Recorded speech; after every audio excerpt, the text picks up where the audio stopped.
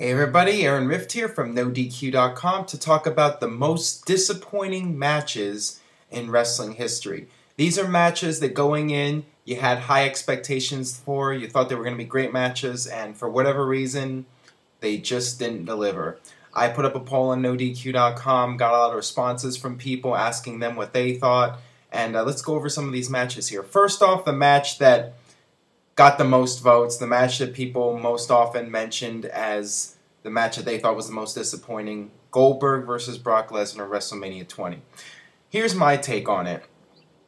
I wasn't necessarily disappointed with it. Going in, I knew Brock Lesnar was leaving, I knew Goldberg was leaving, and I was expecting the crowd to crap on them, and that's exactly what happened.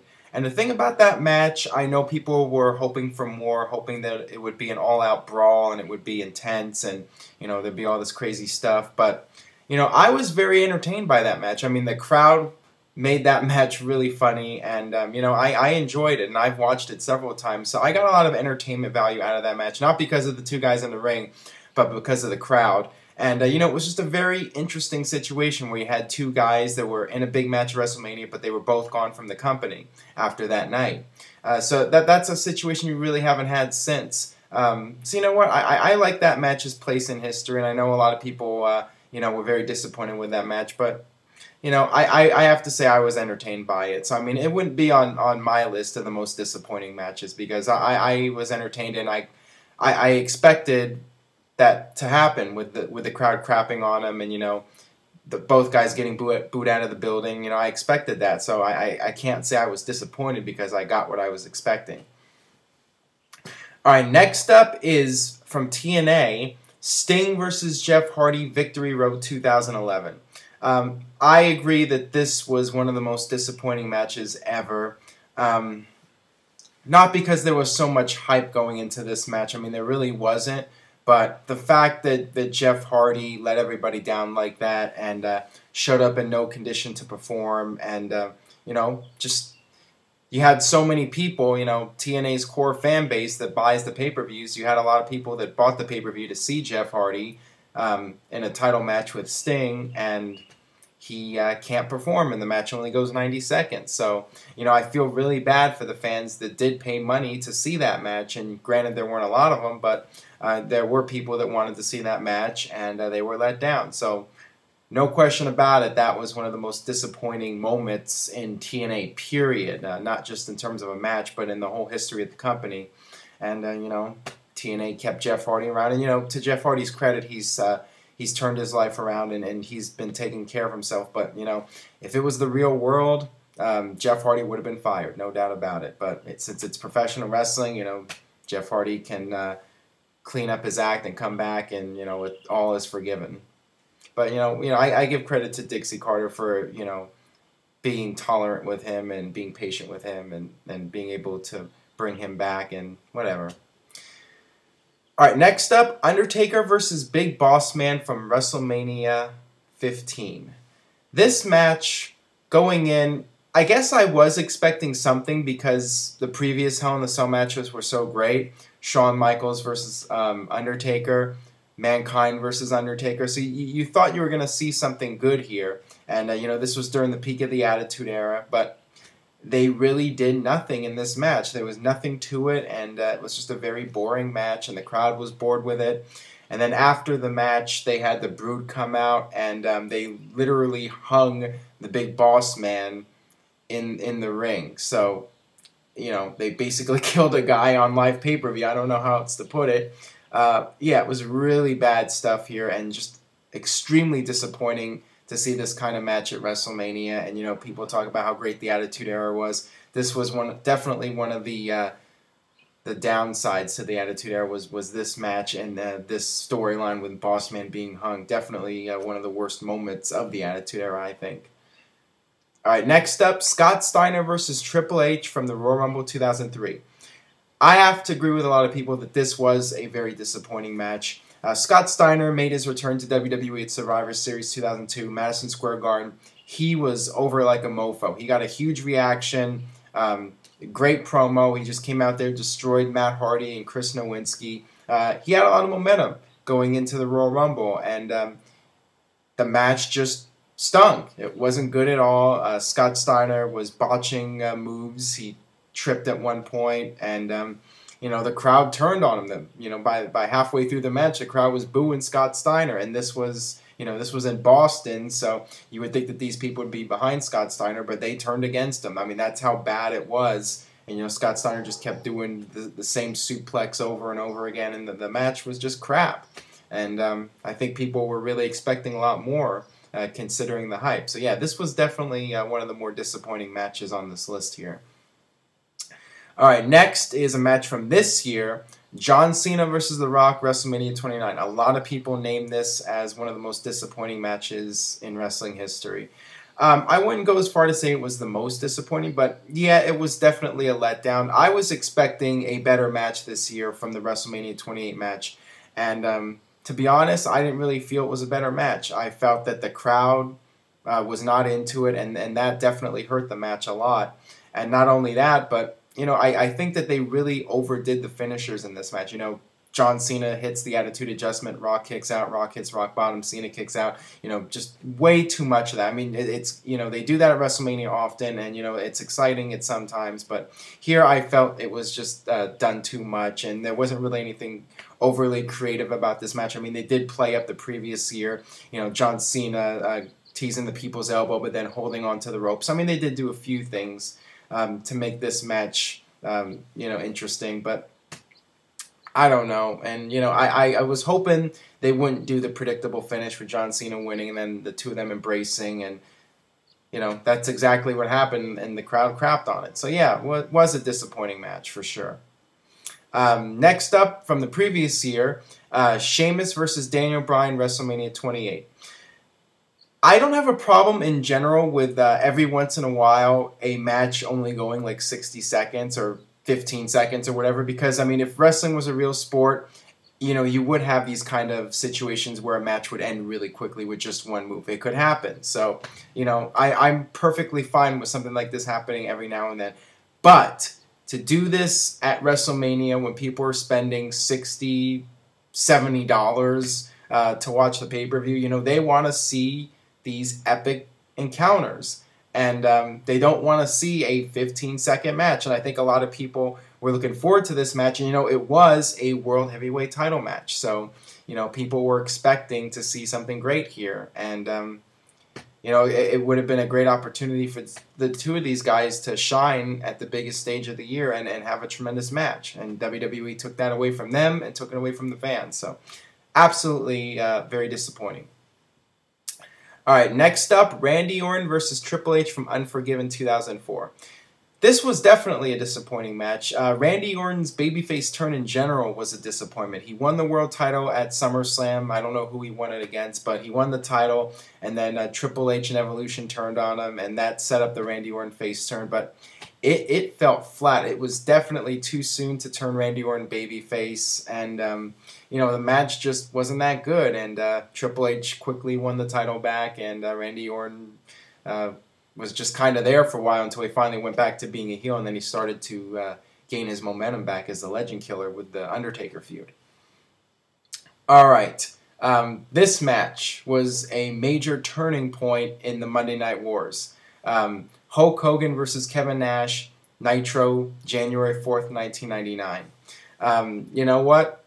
This match has been talked about for years. It was, many would consider to be the beginning of WCW's downfall. And I agree. I mean, people were expecting to see something big for that match, but they were hoping to see an actual match. And instead what they got was a finger poke of doom and then a return to the NWO once again. And by that point, the NWO had gone stale, and it was just WCW going back to the same old thing. They really didn't have any new ideas. And meanwhile, on the other channel, you had Mick Foley winning his very first WWE title. So yeah, this was, I think, extremely disappointing to a lot of people, and a point where a lot of fans just started giving up on WCW. All right, next up is Bret Hart versus Vince McMahon, WrestleMania 26. Definitely a disappointment. I wasn't expecting much out of Bret Hart. I knew he really couldn't do much, but, I was hoping, deep down inside, maybe he'd be able to do a little bit more.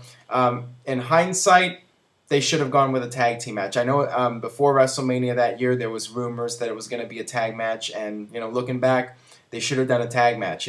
Bret Hart and John Cena versus Vince McMahon and Batista. You could have had Cena and Batista in there the whole time, tag Bret Hart in at the end, have him beat up Vince McMahon for a minute or two, put the sharpshooter on, and that's it. I think that would have satisfied people a lot more than what we actually got at WrestleMania, which was Bret Hart pounding on Vince McMahon for something like 10 minutes. It dragged on way too long, and it was one-sided, and it was just boring. I mean, it was a letdown. I mean, there's no other way to put it. All right, from Raw in July 2001, Booker T versus Buff Bagwell. This was the beginning of the WCW invasion, and this match flopped big time. This was a WCW match on Raw, and the crowd just did not care about this match at all. And, the match was nothing special, and the crowd was just booing it. And, Steve Austin and Kurt Angle ran down at the end, and the crowd actually popped for that more than they did for anything in the match. And that was the end of the WCW only part of the invasion. The week after, WWE completely changed plans, got an ECW involved, did the alliance, and went in a totally different direction. So if Booker T and Buff Bagwell had gotten a good reaction, who knows what would have happened with that whole invasion? It could have gone completely different.